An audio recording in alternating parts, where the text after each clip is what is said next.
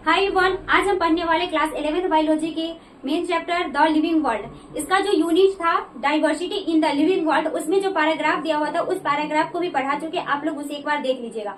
और साइंटिस्ट जो दिया हुआ था अंशमेयर, उनके बारे में भी पढ़ चुके, आप लोग उसे भी देख लीजिएगा। और इसमें हम बोर्ड पर इम्पोर्टेंट पॉइंट पढ़ाते हैं और उसके बाद साथ में एनसीईआरटी रीडिंग करवाते हैं, यानी कि हम यहाँ से एनसीईआरटी पढ़ते हैं, आप लोग को बोलते हैं कि सामने आप लोग खोल लीजिएगा जब हम एनसीईआरटी पढ़ेंगे तब, और वहां से इम्पोर्टेंट पॉइंट को हाईलाइट कीजिएगा ताकि एग्जाम टाइम में और जब भी मौका देना हो तो रिवीजन करने के लिए आप लोग को आसानी हो।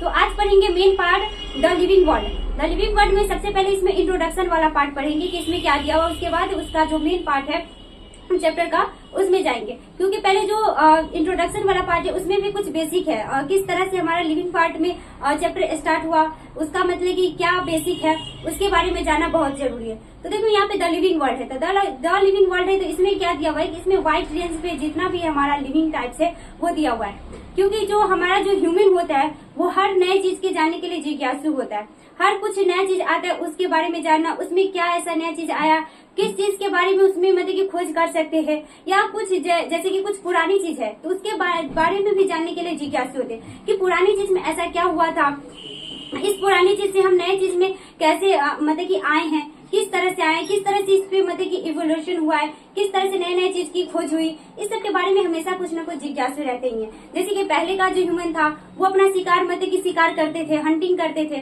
उस तरह से अपना जीवन यापन करते थे, उस तरह से अपने जीवन को आगे बढ़ाते थे। फिर धीरे धीरे मतलब विकास हुआ, फिर अभी के टाइम में है तो अभी मतलब कि हंटिंग अलग हंटिंग नहीं करते हैं, अपना मतलब कि जो भोजन के लिए जो खेती होता है वो खेती करते हैं, उससे अपना भोजन लाते हैं, उस तरह से अपना जीवन यापन करते हैं। तो इस तरह से ह्यूमन जो होता है हमेशा नए नए चीज के लिए जिज्ञासु रहता है, हमेशा कुछ न कुछ नया काम करते ही रहते हैं।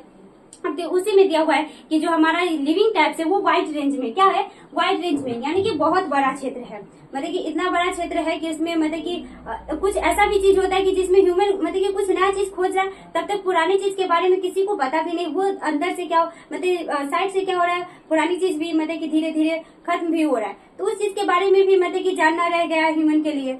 तो इसलिए मतलब कि इतना तेजी से मतलब कि विकास हो रहा है, आगे बढ़ रहा है कि कुछ चीज छूट भी रहा है और कुछ नए चीज को हम खोज भी रहे हैं। तो वाइड रेंज में जो हमारा लिविंग टाइप्स है वाइड रेंज है, यानी कि बहुत बड़े क्षेत्र में है।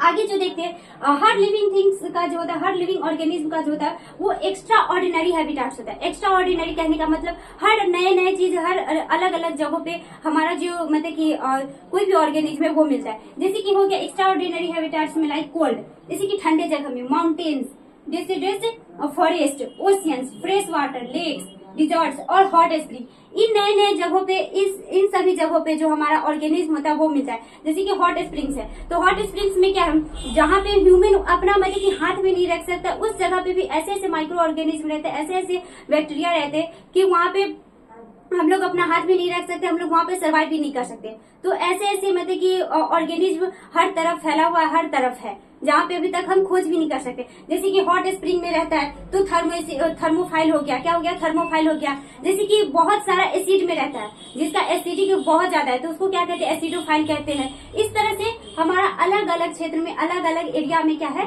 अलग अलग ऑर्गेनिज्म रहता है, यानी कि एक्स्ट्रा ऑर्डिनरी हैबिटेट है, जहाँ तक अभी तक हम सोच भी नहीं सकते कि हम उस जगह पे जा सकते हैं, उस जगह पर भी हमारा जो ऑर्गेनिज्म है वो रहता है। तो क्या है एक्स्ट्रा ऑर्डिनरी हैबिटेट से, क्या है एक्स्ट्रा ऑर्डिनरी हैबिटेट से। जिस तरह से मान लो कि किसी का एसिड ज्यादा है तो क्या हो गया हमारा, उसका एसिडोफाइल हो गया, क्या हो गया एसिडोफाइल हो गया।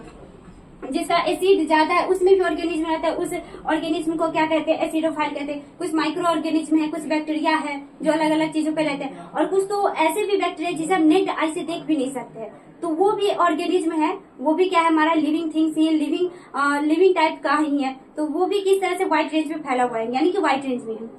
आगे देखो इसी में दिया हुआ है ecological conflict and cooperation among members of A population and among population of a community.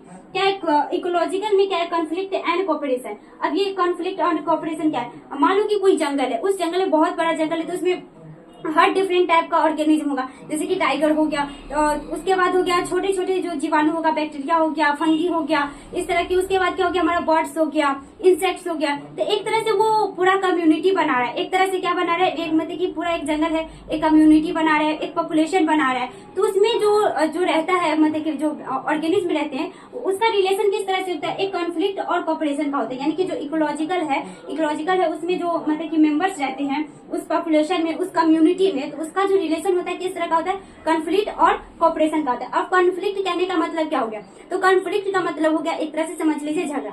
जैसे कि शेर है तो वो किसको खा सकता है, शेर है तो किसको खा सकता है, बकरी को खा सकता है, हिरन को खा सकता है। यानी कि एक को बहुत ज्यादा हार्म हो जाएगा, मतलब कि पूरा खत्म हो जाएगा, और एक जो है अब उसका बहुत ज्यादा फायदा होगा। तो इस तरह से आप मतलब कि एग्जाम्पल सेट कर सकते हैं कि जैसे शेर हो गया वो बकरी को खा सकता है, हिरन को खा सकता है, यानी कि एक को नुकसान होगा, एक तरह से झगड़ा, यानी कि उसमें अब खुद का फायदा होगा और दूसरे का क्या होगा, नुकसान होगा। तो इसको क्या बोलते हैं, कॉन्फ्लिक्ट कहते हैं। अब कॉपरेशन में क्या होगा, तो कॉपरेशन कहने का मतलब होगा कि जैसे मान लीजिए कि आप लोग के घर पे कभी चीनी खत्म हो चुका है, दही खत्म हो चुका है, तो आप करते नहीं कि पड़ोसी से मांग कर ले आते हैं, या पड़ोसी के घर पे खत्म हो गया तो आपके घर से वो मांग कर ले जाते हैं। तो इस तरह का जो रिलेशन होगा कि एक तरह से कोऑपरेटिव कर रहे हैं, यानी कि आप उसको भी मदद कर रहे हैं और वो आपको भी मदद कर रहे हैं। या आप लोग के जो दोस्त हो गए, तो एग्जाम में जैसे कि आप लोग को नोट्स चाहिए तो आप अपने दोस्त से मांगते हैं, जब दोस्त को चाहिए तो आपसे मांगते हैं। तो इस तरह का जो रिलेशन होगा उसको क्या बोलते हैं, कॉपरेशन कहते हैं। क्या कहते हैं, कॉपरेशन। तो इसमें आप एग्जांपल लिख सकते हैं कॉन्फ्लिक्ट में। कॉन्फ्लिक्ट में आप लिख सकते हैं जैसे कि tiger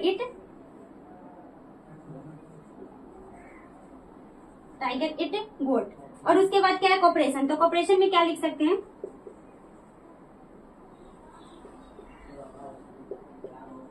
you helping your friends in exam. तो इस तरह का जो क्या हो गया, कॉपरेशन है, ये हो गया कॉपरेशन।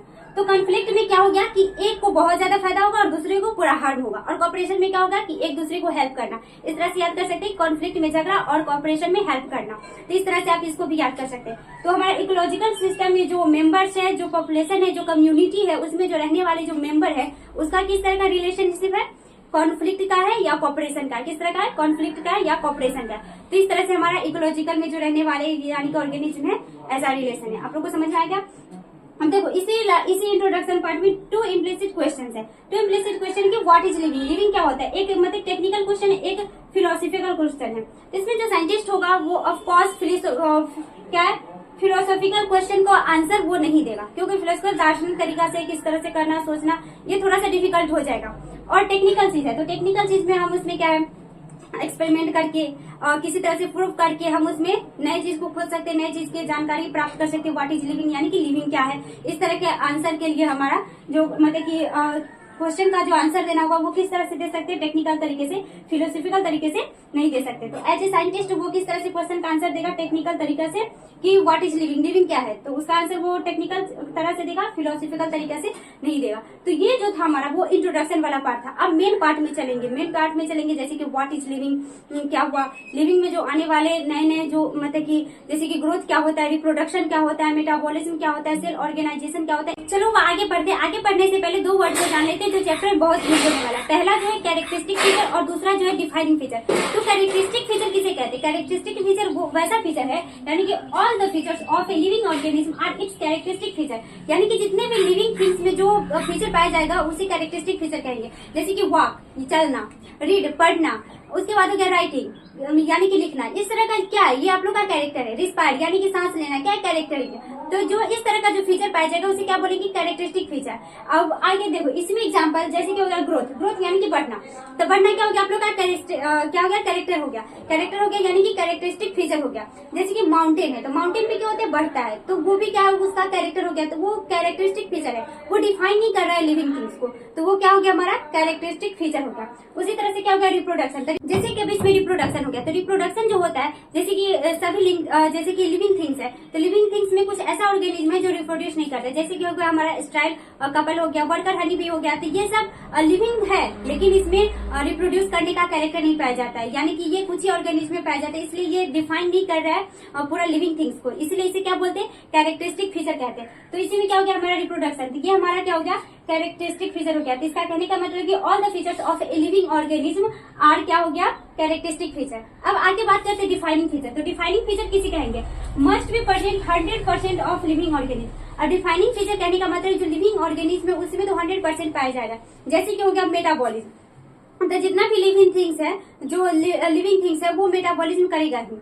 आगे हो गया जैसे कि सेलुलर ऑर्गेनाइजेशन हो गया, क्या हो गया, सेलुलर ऑर्गेनाइजेशन। उसके बाद आगे हो गया कंसिस्टेंस, तो इस तरह का जो कंसिस्टेंस है कि यानी कि वो किसी चीज के प्रति अपना सेंस करेगा, रिस्पॉन्स देगा, तो उसे क्या बोलते हैं, कंसिस्टेंस कहते हैं। तो जो डिफाइनिंग फीचर है यानी कि जो भी लिविंग ऑर्गेनिज्म होगा उसमें मेटाबॉलिज्म होगा ही, कंसिस्टेंस होगा ही, कंसिस्टेंस होगा। उसके बाद क्या होगा, सेलुलर ऑर्गेनाइजेशन होगा, यानी कि उसमें एक जैसे कि सेल बना, सेल से क्या बनेगा, टिश्यू बनेगा, तो इस तरह का जो ऑर्गेनाइजेशन होगा उसमें पाया जाएगा ही, तो उसे क्या बोलते हैं, डिफाइनिंग फीचर कहते हैं। तो डिफाइनिंग जो फीचर होगा वो 100% लिविंग थिंग्स में पाया जाएगा, लेकिन not be present in any non living things. अब एनी नॉन लिविंग थिंग्स कहने का मतलब है, अब मान लो कि माउंटेन है तो क्या वो मेटाबॉलिज्म करेगा, नहीं करेगा। उसके पास कंसिस्टेंस होगा, नहीं होगा। क्या होगा, कंसिस्टेंस होगा। उसका सेलुलर ऑर्गेनाइजेशन होगा, नहीं होगा। तो ये क्या हो गया, जो भी मतलब कि मेटाबॉलिज्म हो गया, कंसिस्टेंस हो गया, सेलुलर ऑर्गेनाइजेशन हो गया, ये डिफाइनिंग फीचर है, ये सिर्फ लिविंग थिंग्स में पाया जाएगा, ना कि माउंटेन यानी कि नॉन लिविंग थिंग्स में नहीं पाया जाएगा। अब देखते हो कि एक कुर्सी है, वो कुछ दिन के बाद डबल कुर्सी हो गया, ऐसा तो नहीं होता है, यानी कि वो रिप्रोड्यूस भी नहीं करेगा। डिफाइनिंग फीचर कहने का मतलब क्या हो गया हमारा, कि must be present in 100% living things में पाया जाएगा, लेकिन not be present in any non living things.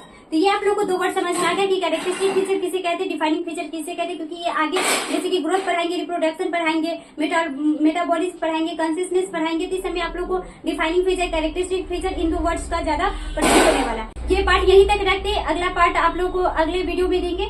ये वीडियो आपको कैसी लगी आप लोग कमेंट में जरूर बताइएगा। अगर वीडियो अच्छी लगी होगी तो वीडियो को लाइक कीजिएगा, चैनल को सब्सक्राइब कीजिएगा, और आगे जितना भी बायोलॉजी का जो भी लेक्चर होगा, जो भी चैप्टर होगा, आप लोग को इसी चैनल पे पढ़ाया जाएगा, तो आप इस चैनल से जुड़े रहिए ताकि आप लोग को बायोलॉजी में हेल्प हो जाएगा।